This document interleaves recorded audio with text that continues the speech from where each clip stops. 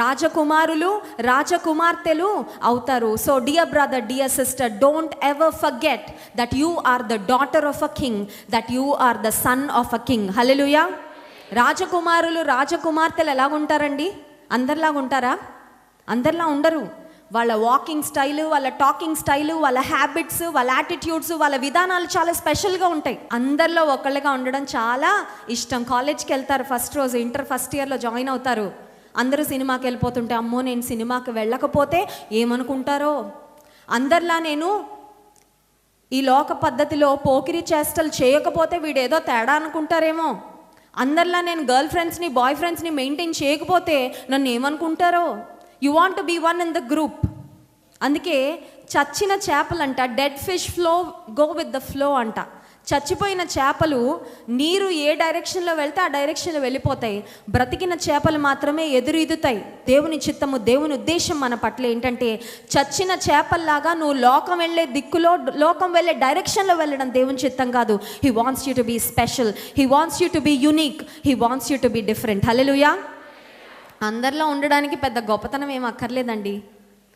అందరిలా కాకుండా డిఫరెంట్గా ఉండడానికి నీకు ఒక డేర్ ఉండాలి. హల్లెలూయా.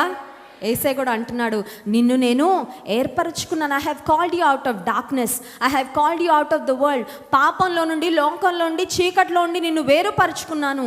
ఎందుకు? నువ్వు మళ్ళీ వెళ్ళి వాళ్ళతో కలిసిపోవాలని కాదు, నువ్వు చాలా ప్రత్యేకంగా బ్రతకాలని, నువ్వు నా కొరకు సాక్షిగా బ్రతకాలని. So dear brother, dear sister, don't try to be like somebody else. Don't try to imitate anyone in this world. Try to be the person whom God wants you to be. Hallelujah. దేవుడు మిమ్మల్ని ఏ ఉద్దేశంతో సృష్టించాడో, ఆయన కోసం ఎలా ఉండాలని దేవుడు కోరుకుంటున్నాడో, దేవుడు మెచ్చేటట్లుగా మీ జీవితాన్ని మలచుకోండి. డిఫరెంట్గా ఉంటే ఒక మాట చెప్తాను. కాలేజ్లో వీళ్ళు స్పెషల్ అనరు. స్పెషల్ అంటే ఏమన్నట్టు? మనం గొప్ప అన్నట్టు, వాళ్ళు తక్కువ అన్నట్టు కదా. స్పెషల్ అనరు, తేడా అంటారు. ఈ అమ్మాయి కొంచెం తేడా లేవే, సినిమాలు చూడదు. ఈ అమ్మాయి కొంచెం, నేను కాలేజీలో ఉన్నప్పుడు నాకు సినిమా యాక్టర్ల పేర్లు కూడా తెలీదు. మా ఇంట్లో టీవీ కూడా ఉండేది కాదు. అయితే సినిమా యాక్టర్ల పేర్లు తెలీదు, సినిమా సింగర్ల పేర్లు తెలీదు. వాళ్ళందరూ నన్ను వింతగా చూసేవాళ్ళు. ఏంటి మరి ఇలాంటి వాళ్ళు కూడా ఉంటారా ఈ ప్రపంచంలో అన్నట్టు చూసేవాళ్ళు. నేను ఇంజనీరింగ్ చదివేటప్పుడు మా ఫ్రెండ్స్కి ఒకరోజు ఏదో డిస్కషన్ వచ్చినప్పుడు చెప్పాను, మా ఇంట్లో టీవీ లేదని చెప్పాను. టీవీ లేదనగానే అందరూ షాక్ అయిపోయారు. షాక్ అయిపోయి, అసలు టీవీ లేకపోతే నీకు లోక జ్ఞానం ఏముంటుంది? అసలు నీకేమన్నా ప్రపంచం గురించి ఎలా తెలుసు? అఫ్కోర్స్ మా ఇంటికి న్యూస్ పేపర్ వస్తుంది, ప్రతిరోజు పేపర్ వస్తుంది, పేపర్ చదువుతాను. బట్ టీవీ అయితే లేదు మా ఇంట్లో.